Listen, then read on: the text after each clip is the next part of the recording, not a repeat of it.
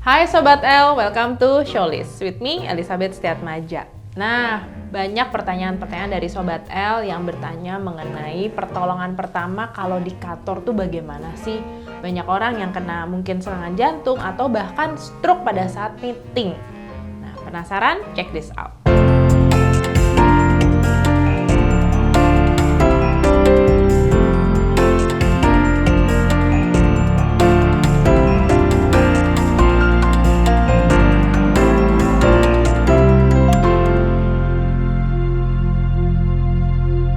Stay tune! Kembali bersama Ivan dari Founder Siaga. Hai Ivan. Halo Sobat L. Banyak banget pertanyaan, jadi kayak gue harus ngundang lu lagi ke sini untuk sharing lagi. Very welcome, thank you. Kali ini topiknya mengenai pertolongan pertama di kantor. Lalu juga bilang kan banyak banget yang kejadian-kejadian di kantor yang mungkin kita pikir kayak nggak mungkin masa orang lagi meeting tiba-tiba stroke gitu kan, tiba-tiba serangan jantung gitu. Lu sendiri punya pengalaman nggak? Oke. Penangani. Okay. Aduh, jangan sampai ya. Walaupun sudah terlatih, sudah certified juga jangan ya. Tapi memang kategori kecelakaan atau bukan darurat medis lah, darurat medis kita di kantor itu banyak terjadi related terhadap stroke dan jantung ya. Nah, karena di luaran sendiri WHO menetapkan stroke dan serangan jantung itu adalah penyakit silent killer. Silent killer. Jadi memang benar-benar dari keadaan beraktivitas normal tiba-tiba shutdown aja saat itu juga. Nah, jadi kita sebutnya silent killer. Padahal sebenarnya ada tanda-tandanya kan? Ada tanda-tandanya, mungkin salah satunya kalau misalnya kita bisa notice teman rekan kerja kita, misalnya kalau pas lagi saat mimpin rapat misalnya, tiba-tiba contohnya stroke ya. Nah, kita bisa lihat tanda-tandanya dia mulai agak hilang kesadaran atau mulai tidak konsentrasi, terus habis itu tangannya mulai kayak lemes sebelah. Ya.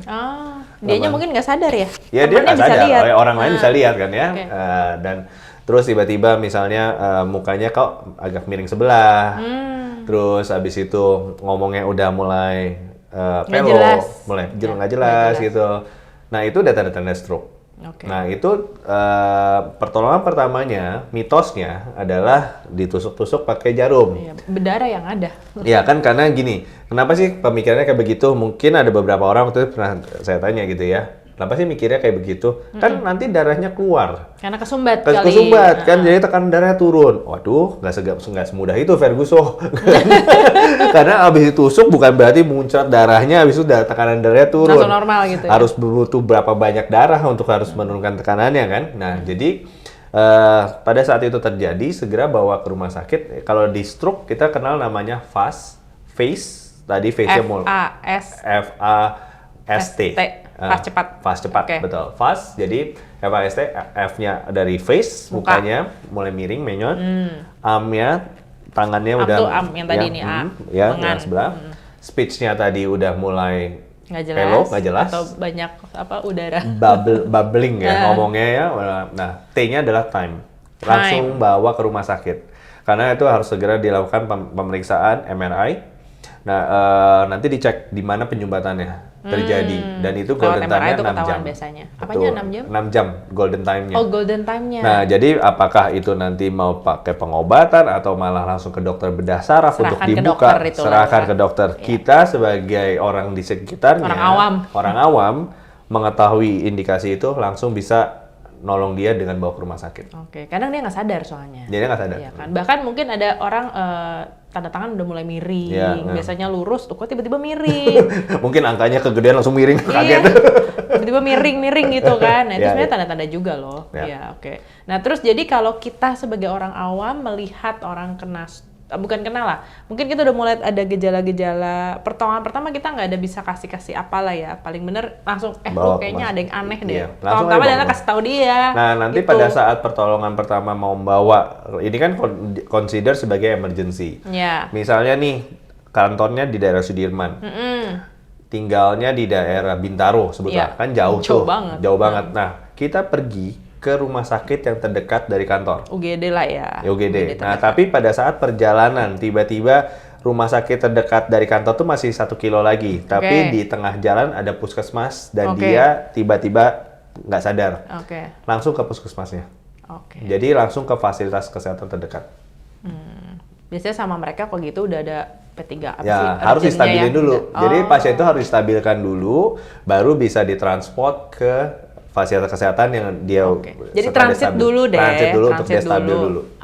Jadi paling penting ya itu balik ke episode yang waktu itu pernah kita bahas, nomor telepon dan cari rumah sakit terdekat tuh di mana harus tahu paling nggak. Dimanapun kita pergi mungkin nge-mall atau apa itu juga ada baiknya tahu ya. Betul. Kita mau keluar kota juga deket sana ada mana tuh rumah sakit. Nah itu kadang orang kan pergi aja plan holiday tapi itu nggak pernah diperhatikan. Ya Nah terus kemudian jadi golden time untuk orang stroke adalah 6 jam. Ya. Dan itu 6 jam kalau udah masuk rumah sakit ya, bukan berarti 6 jam di rumah ngapain. Pokoknya immediately harus di-handle dalam 6 jam. Kalau enggak?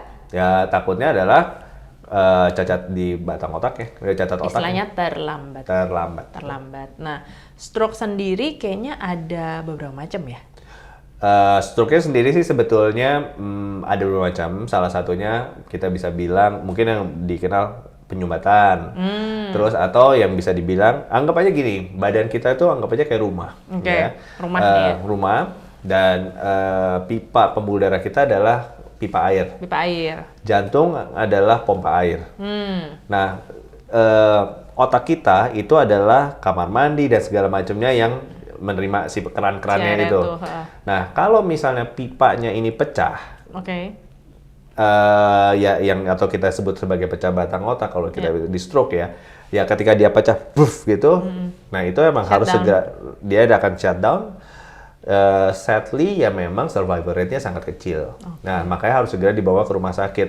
Nah kalau dibawa ke rumah sakit dengan harapan langsung dapat penanganan segera.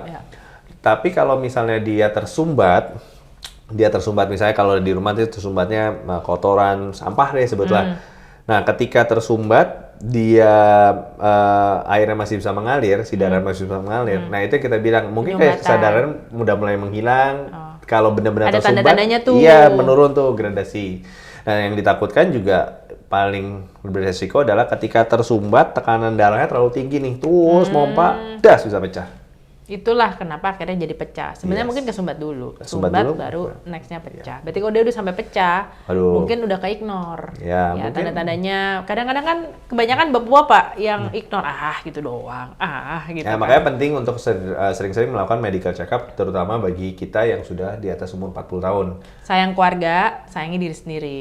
Begitu ada simptom, ya cepat dicek, gitu kan. Karena memang penyakit ini memang penyakit menahun ya. Nah, bukan tiba-tiba nongol loh ya. Betul. Dari makanan, gaya hidup, olahraga, dan lain-lain. Kurang tidur. Makanya penting untuk melakukan medical check-up, at least darah 1 tahun sekali atau 6 bulan sekali. Itu harus dicatat, Sobat L. Ya. Nah, selain stroke, pastinya kita juga bahas mengenai pertama kalau ada orang kena serangan jantung. Nah, itu gimana? Serangan jantung. Serangan jantung sendiri nih sering dikonotasikan dengan angin duduk. Nah ini kita sering dengar angin duduk, apa sih serangan jantung? Jadi kalau kita di dalam dunia medis ya teman-teman dokter gitu, saya pernah berapa kali pada saat standby di UGD waktu itu tanya pasiennya meninggalnya kematian ini jadi kematian karena jantung itu sendiri nggak selalu disebabkan karena serangan jantung. Dia jadi si hitam ya? Di black, ya kambing hitam terus. Nah jadi pada saat tadi saya bilang kematian karena jantung itu bisa macam-macam. Salah satunya bisa antara serangan jantung yang karena ada penyumbatan, atau yang namanya kita sebut sudden cardiac arrest atau henti jantung henti nafas yang henti jantung henti nafas yang immediate saat itu juga. Dan nggak ada tanda-tandanya itu. Nggak ada tanda-tandanya. Bisa disebabkan karena kelistrikan jantung. Kelistrikan jantung. Maksudnya ada yang nggak ke-connect gitu tiba-tiba shutdown atau gimana? Ya biasa gini. Biasa kematian karena jantung yang kita sebut sudden cardiac arrest itu mungkin karena listriknya jantung yang bermasalah. Yang memang ritmenya bermasalah, bisa terlalu cepat, terlalu lambat. Atau ya memang sudah karena dan ini tidak ada alat medis yang bisa mendetek. Sayangnya, sudden cardiac arrest itu masih belum bisa. Kalau heart attack bisa disimulasikan dari misalnya kolesterolnya berapa pada saat kontrol darah, tekanan darahnya berapa, gulanya berapa. Nah ini mungkin apakah ini potensial serangan jantung atau enggak gitu, atau di kateter deh.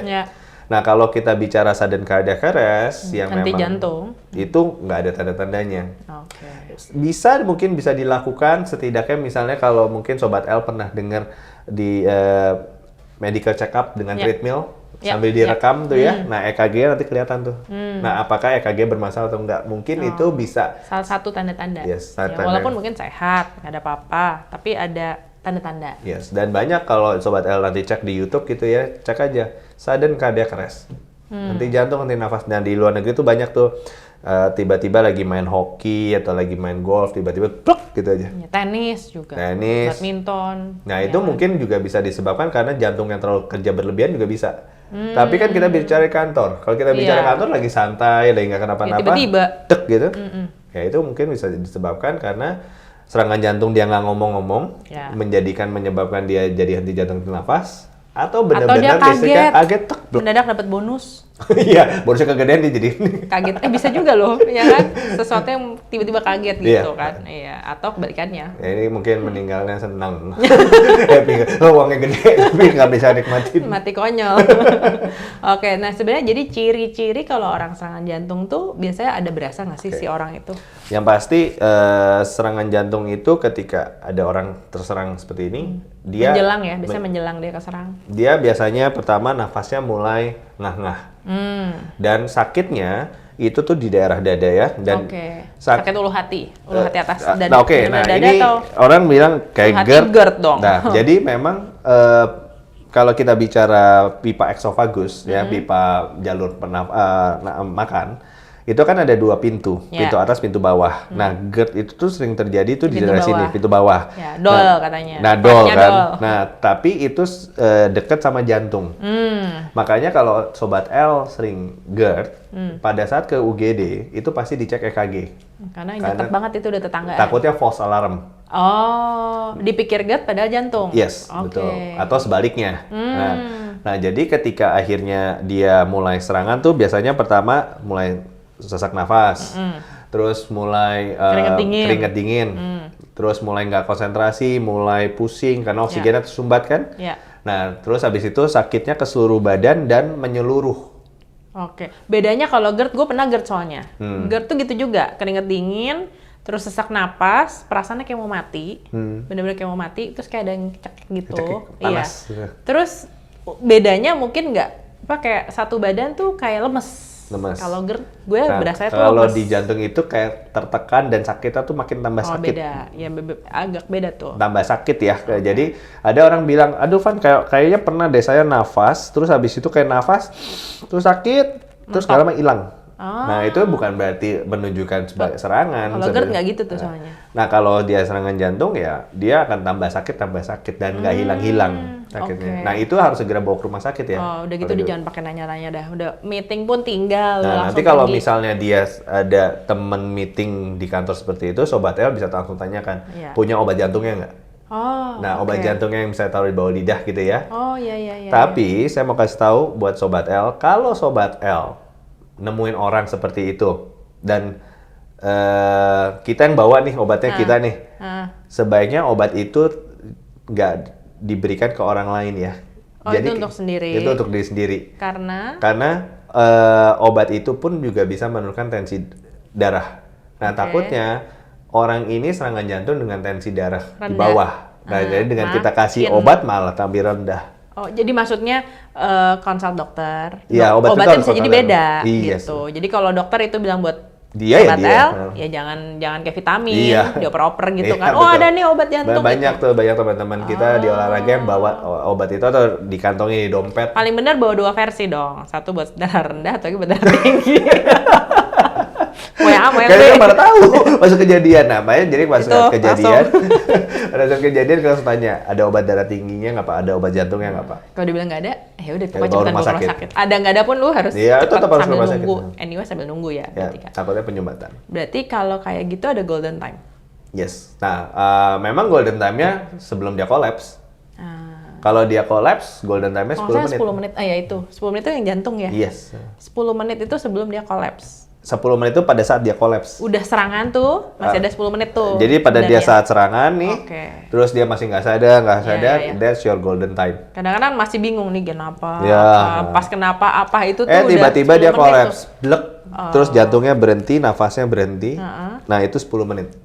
Oh, terus pakai itu dong, apa alat-alat kejut-kejut gitu tuh? Nah kita harus belajar CPR. Nanti kita belajar CPR-nya, gimana cara penekanannya, karena cara paling satu-satunya kalau mau nunggu tim medis pun datang, mereka cuma CPR doang. Udah pasti habis 10 menit. Lebih dari 10 menit.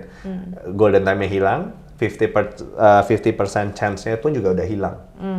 Jadi stopwatch itu akan dimulai ketika dia jatuh. Nah nanti kalau misalnya Sobat L bisa melakukan CPR itu sangat bagus. Kedua bisa menemukan AED, alat yang ditempel ya, kayak di film-film Mr. Bean tuh, ceder gitu ya. Nah, kalau ingat kalau Sobat L tenang aja kalau yang namanya AED itu udah kayak setrikaan itu kan. Nah, kalau yang setrikaan itu adanya di medis, adanya di rumah sakit. Kalau yang AED itu aku belum AED itu jadi automatic external defibrillator. Nah, kalau di rumah sakit dia kan bentuknya kayak setrikaan tuh. Nah, itu jadi manual. Jadi tim medis bisa membaca ini ya chartnya. Nah, tapi kalau misalnya kita yang orang awam, cek aja di setiap gedung-gedung mungkin Sobat L kerja, nanti ada AED. Yes. Nah, itu kalau udah ada kejadian kayak begitu, segera minta pertolongan untuk minta diambil AED. Sambil kita nungguin AED datang, kita CPR. Oh, oke. Itu step-stepnya untuk nolongin si 10 menit itu. Yes. Oke. Berarti habis ini Ivan bakal peragain dong ya? Siap. Gimana? Mungkin untuk orang awam, at least kita tahu. Yap, betul. Terus kadang-kadang mereka lihat, udah pernah, terus asal tekan tuh gimana tuh, Van? Oke, jadi kita Siaga sangat menyarankan buat kita semua tahu tentang how to do CPR, at least ya. Karena orang dewasa, anak, bayi pun beda. Oke. Nah, jangan orang dewasa gitu, anak-anak bayi. Iya benar, karena memang anak bayi pun juga harus pakai 2 jari ketimbang satu tangan ya. Digitunya ya, pakai 2 jari ya. Oke. Nah, jadi kenapa aku aja pernah belajar lupa. Nanti kita coba ya. Dan nggak mau dipakai sebenarnya, asal tahu aja. Asal tahu. Nah, memang kenapa kita harus renew certification? Karena ini pekerjaan atau kegiatan yang kita nggak lakukan tiap hari. Iya, dan nggak didoain tiap hari juga sebenarnya. Kalau kita di dunia medis, mungkin dokter-dokter mau nggak mau pakai jago kan. Nah, jadi kejadian hampir bisa dibilang 80% mungkin kejadian di darurat medis seperti ini terjadi di luar rumah sakit. Ya, artinya di rumah, di kantor, dimanapun lah. Ya, dan pertolongan pertama terdekat itu adalah kita. Jadi kalau misalnya kita menungguin tim medis untuk datang, ya keburu telat kayak tadi. Gue mau bercanda nih. Bercanda ngomong-ngomong. Jadi kalau kalian pergi kemanapun, pastiin tanya temannya ngerti itu nggak, CPR apa kagak gitu. Yes, kalau nggak ngerti, pergi jauh, udahlah resiko. Jadi parno. Iya, nah, tapi memang penting sih kalau misalnya pada saat misalnya kita berteman gitu ya sama teman siapapun gitu ya, kita tahu juga sih dia punya darah tinggi nggak, dia punya gula nggak, apa segala macam gitu ya. Karena saya punya cerita teman jadi salah satu peserta training kita itu tiba-tiba kontak kita, dia mau belajar CPR itu karena pada saat ada kedukaan ada temannya meninggal sampingnya dia. Dan dia nggak bisa ngapa-ngapain. Mereka bisa nolong karena udah pernah ikut terlatih, tapi lupa gimana caranya lagi. Plus panik kayak gitu. Itu satu. Terus saya juga Siaga pernah dikontak sama salah satu peserta. Saya masih ingat sekali jam 10 malam itu peserta kita nelpon saya bilang terima kasih karena pernah belajar CPR karena dia sekarang lagi nungguin ambulan karena habis nolongin papahnya. Wah, di rumah. Nah, jadi we never know kita bisa pakai skill ini kapan ya, tapi at least you know once a life. Sebenarnya penting, ilmu itu nggak ada rugi lah ya. Kita tahu lebih banyak tuh lebih bagus daripada nggak tahu sama sekali, penyesalan yang ada terakhirnya. Biasanya kan bilang, oh iya tuh kayak di film-film Baywatch. Iya. Itu. Jadi karena nanti pada saat pelatihan ya kita punya device itu yang bisa memonitor seberapa bagus penekanan CPR-nya. Oh oke. Canggih loh alatnya. Tapi nanti habisnya kita akan peragain ya. Nah jadi CPR itu bisa menyelamatkan nyawa pasti dong ya. Oke, jadi yaitu tagline-nya, kita bukan mau jadi dokter, tetapi paling nggak kita bisa menyelamatkan nyawa. Nah, habis ini mungkin kita langsung peragain aja kali ya, Van ya. Alright. Oke, ya. Oke. Oke, Sobat L, sekarang Ivan akan memperagakan mengenai CPR pada dewasa. Dewasa. Oke, pada dewasa. Oke, jadi hal pertama yang kita mau pada saat mau melakukan pertolongan pertama, ada konsepnya adalah 3A. Aman diri, aman lingkungan, aman korban. Jadi sama seperti Sobat L kalau naik pesawat, itu adalah pakai masker dulu baru tolong sebelahnya. Jadi konsepnya sama seperti kita mau melakukan pertolongan pertama, amanin diri dulu. Kalau misalnya lingkungannya nggak aman atau Sobat L justru nggak punya kompetensi untuk nolong, ya udah nggak usah nolong. Yeah. Nah, lingkungannya itu yang berikutnya, ya kalau misalnya sudah ramai orang, ya udah nggak usah nolong juga. Nah, baru kalau misalnya kondusif, baru amanin korban. Ya kalau misalnya kita di rumah dan itu keluarga kita, kerabat kita, ya segera lakukan pertolongan. Oke. Nah, pertama pada saat sebelum kita mulai CPR, saya mau jelaskan mengenai apa itu AED, Automatic External Defibrillator. Ini yang gue tanya tadi. Ya, ini alat ini sebetulnya sudah mulai banyak di beberapa fasilitas publik di Indonesia. Nah, jadi konsepnya ini adalah seperti dokter standby. Nah, jadi pas saat nanti dibuka, nanti alat ini akan nyala. Nah, nanti Sobat L perhatikan kalau misalnya di sini ini adalah semi automatic external defibrillator. Jadi ini harus dipencet untuk menghantarkan listrik. Nah, tapi kalau misalnya pas dibuka ini nggak ada pencetannya, berarti ini adalah full automatic. Jadi full automatic. Ya, jadi mesin ini akan bilang, oke, kita akan ngasih shock dalam 3, 2, 1. Nah, kalau keasikan CPR ya mentalnya dua-duanya. Nah, jadi konsepnya kalau ini semi automatic dipencet. Ya, berarti ini semi ya. Ya, jadi kalau ada orang kolaps dan lain-lainnya, segera minta bantuan untuk ambilin alat ini. Biasanya kalau cuma diambilin terus nggak tau pakai. Iya, betul. Sama aja. Percuma juga. Jadi kalau misalnya udah dengar alat seperti ini, punya alat ini, tempelin aja ya sesuai stikernya. Nah, nanti alat ini akan bilang orang ini perlu di CPR atau tidak. Oh gitu. Jadi ya benar-benar kayak dokter standby. Gitu ya, keluar. Nanti dia ada bunyi, ada suaranya. Oke. Nah, dia akan bilang, oke, ini kayaknya perlu di shock. Oke, persiapan ya 1, 2, 3. Jadi, nah tapi kembali lagi ke skill CPR. Kalau mesinnya butuh bilang, ayo CPR sekarang. Ya kalau kita nggak bisa CPR juga percuma juga. Oke, balik ke CPR. Jadi pertama yang kita lakukan adalah pertama cek kesadaran korbannya dulu. Setelah 3A tadi, nah panggilnya karena ini COVID atau kita takutkan COVID ya, pakai masker dulu ya. Jadi masker antara kita sebagai penolong dengan si korbannya. Minimal kita udah pasti pakai lah ya. Yes.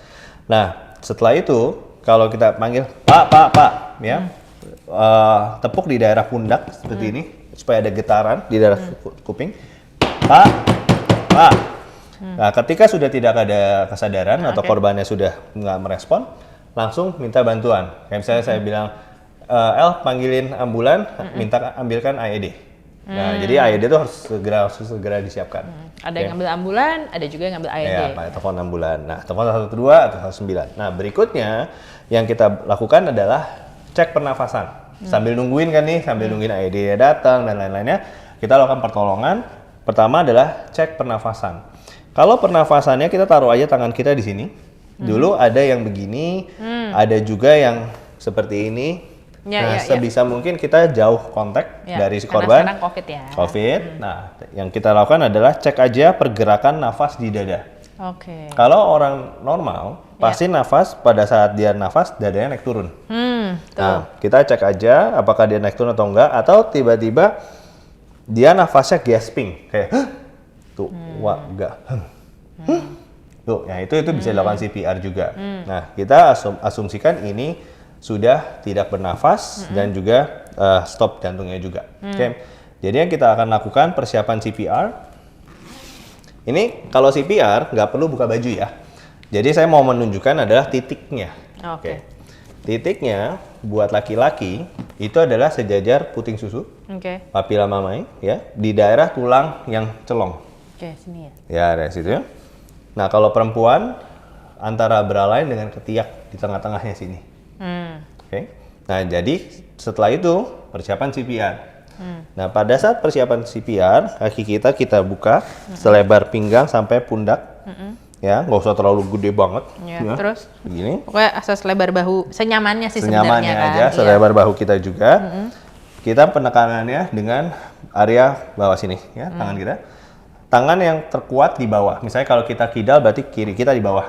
Kalau kidal berarti kiri. Ya. Tapi kalau misalnya kita kanan. Oke. Nah, kita tekan.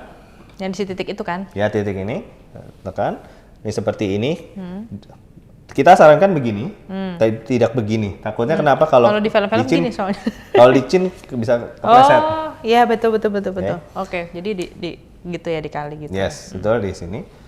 Nah, tapi saya lupa, mohon maaf. Pada saat misalnya nih terdengar suara ngorok.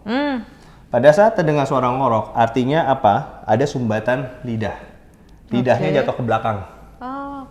Nah, makanya kenapa kalau misalnya kita pada saat tidur, misalnya kadang-kadang pas tidur kebangun, nah itu karena lidahnya jatuh ke belakang. Oke. Nah, jadi kalau misalnya ada terdengar suara mendengkur pada saat orang yang stroke ataupun serangan jantung, yang kita lakukan adalah ambil lidahnya dulu, miringin kepalanya. Oh, kepalanya dimiringin. Supaya apa? Karena kalau tidurnya menyamping, lidahnya tuh jatuh ke samping.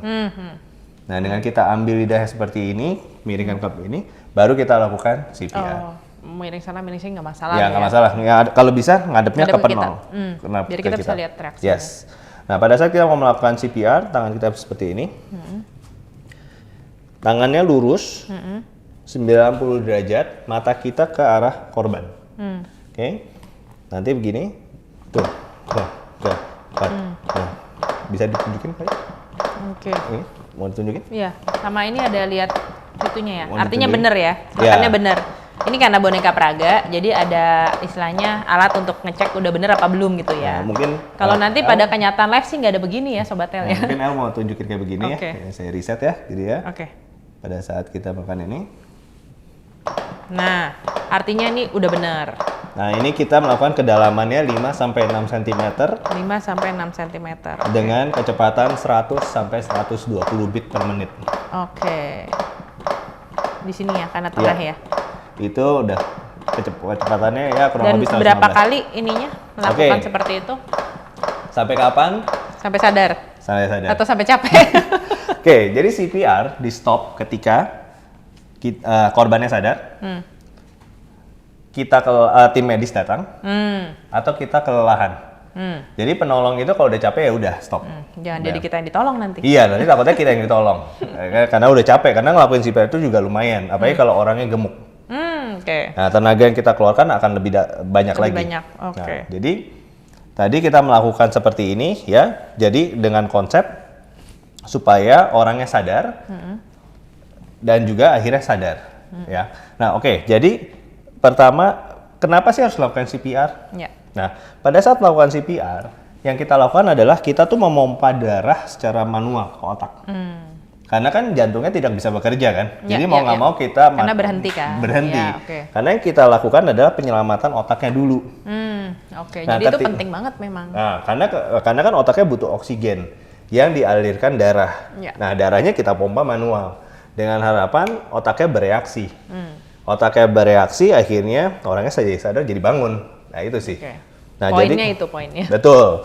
Nah, jadi kalau sudah selesai, yang kita lakukan, ajak ngomong, cek dulu pernafasannya juga. Kalau misalnya tak tiba-tiba matanya bergerak, tangannya ini mulai melakukan tanda-tanda respon. Kita cek pernafasannya.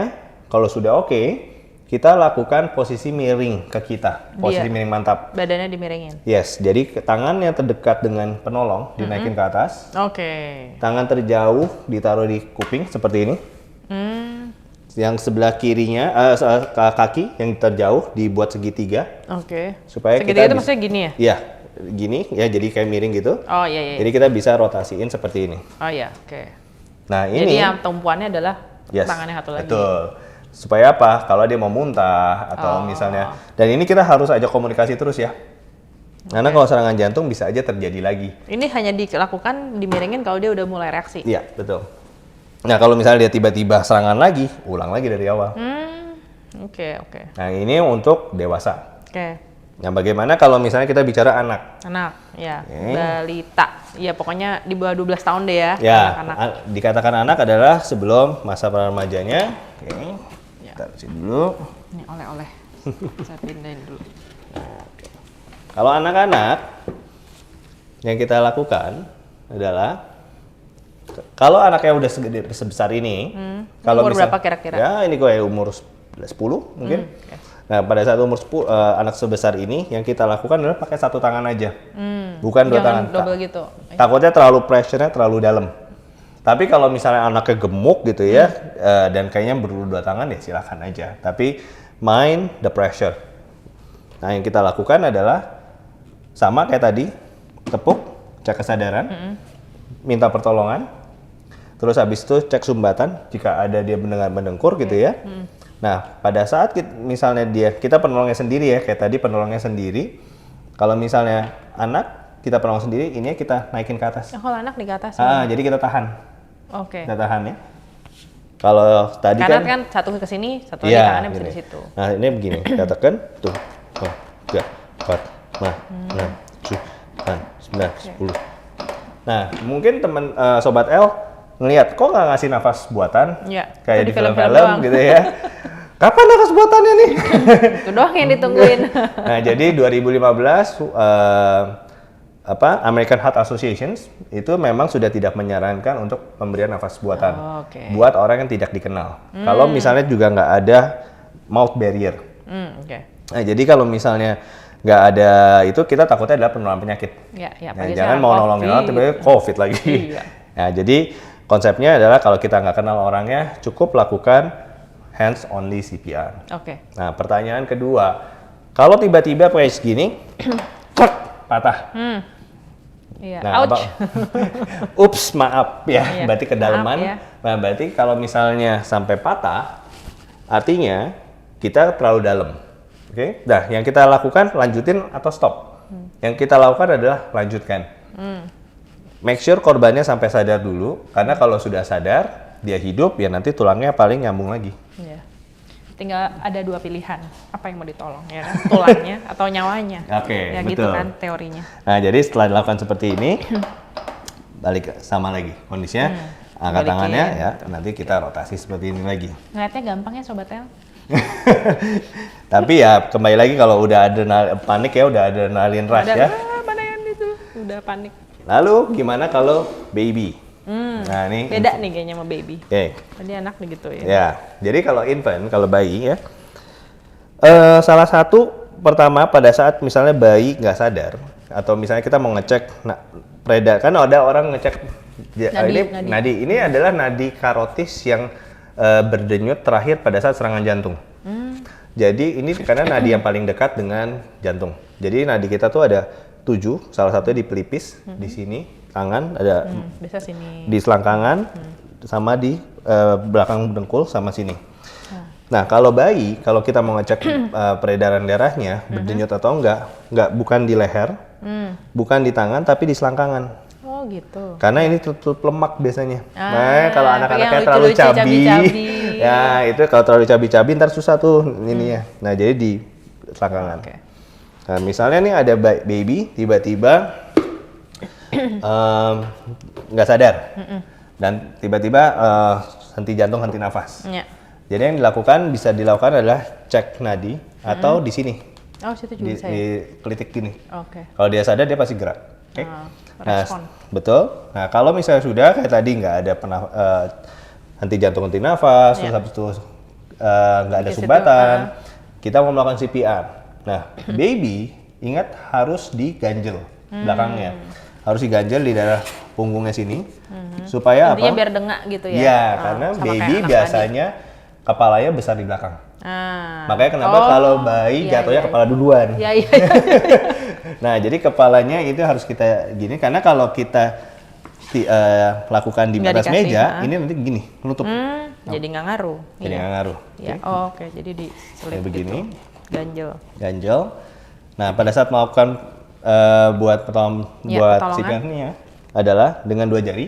Sama kan? Cari putingnya juga. Ya, sama. Itu sama ya? Tulang sternumnya sama juga. Jadi tuh, wah. Nah, jadi karena ini kita sebelah sini, tuh, wah, nah, ini terus saya lakukan seperti ini. Nah, kalau mau ngasih nafas buatan buat bayi, karena ini kan mungkin anak sendiri ya.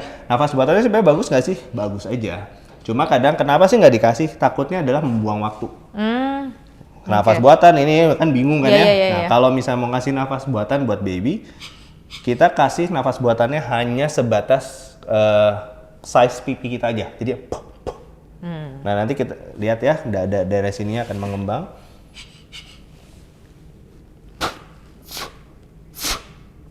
Nah, kayak disiban ya? Ya, gini aja lagi terus. Sampai korbannya sadar. Nah, kalau sudah korbannya sadar, kembali lagi, miringkan kayak begini. Tangan kirinya juga Ya, angkat. ya ini kan tangannya mungkin ya. Iya, kecil. Nah, itu bisa digendong. Udah. Nah, bayi waktu itu pernah ada kejadian seperti ini. Ada ibu nolongin anak karena tenggelam, tapi ditinggal. Anaknya akhirnya meninggal lagi karena belum nggak sadar lagi. Jadi kalau udah kejadian, jangan pernah ninggalin korban. Nah, that's basic CPR. Oke. Jadi kalau buat teman-teman Sobat L mau tanya lebih dalam, mau pelatihan lebih lanjut, feel free to contact Siaga. Iya, oke. Thank you banget sama Ivan hari ini udah sharing ilmu-ilmunya yang luar biasa. Jadi Sobat L, saya harap informasi yang kita sharing hari ini bisa membantu Sobat L minimal untuk bantu orang terdekat kita.